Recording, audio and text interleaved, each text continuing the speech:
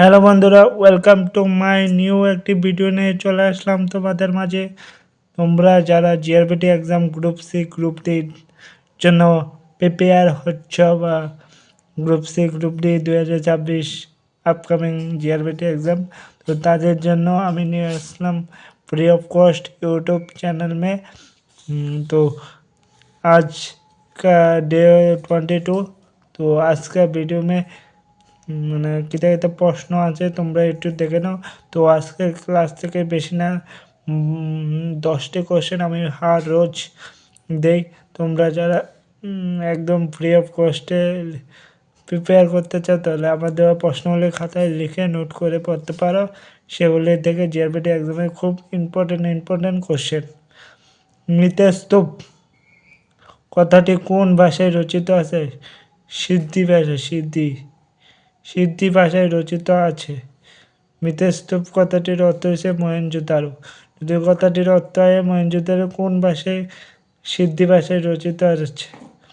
হরপ্পা সভ্যতার নগরগুলি ছিল কী ধরনের? আয়তক্ষেত্রাকার ছিল হরপ্পা সভ্যতার নগরগুলি। কোন বেদ সবচেয়ে বেশি শ্লোক আছে? ঋগ্বেদে সবচেয়ে বেশি শ্লোক আছে। যজুর্বেদ যজুকতার অর্থ কী? ত্যাগ। মহাবীর কোথায় জন্মগ্রহণ করে? বৈশালী কুন্দ গ্রামে জন্মগ্রহণ করেন মহাবীর। মহাবীর কতজন তীর্থঙ্কর ছিলেন?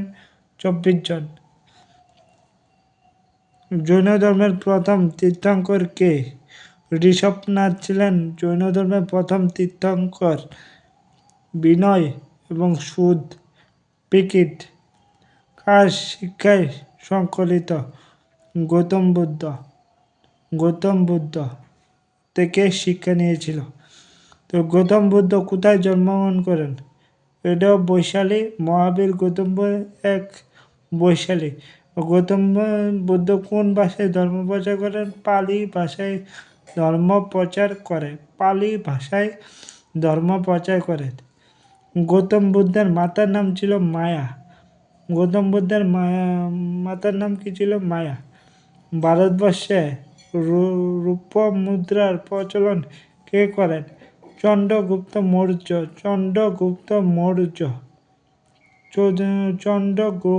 মৌর্য। মেগাস্থিনিসের লেখা বইটির নাম কি? মেগাস্থিনিসের লেখা বইটির নাম ছিল ইন্দ্রিকা। ঠিক আছে, এই ছিল আজকের ক্লাসের প্রশ্ন।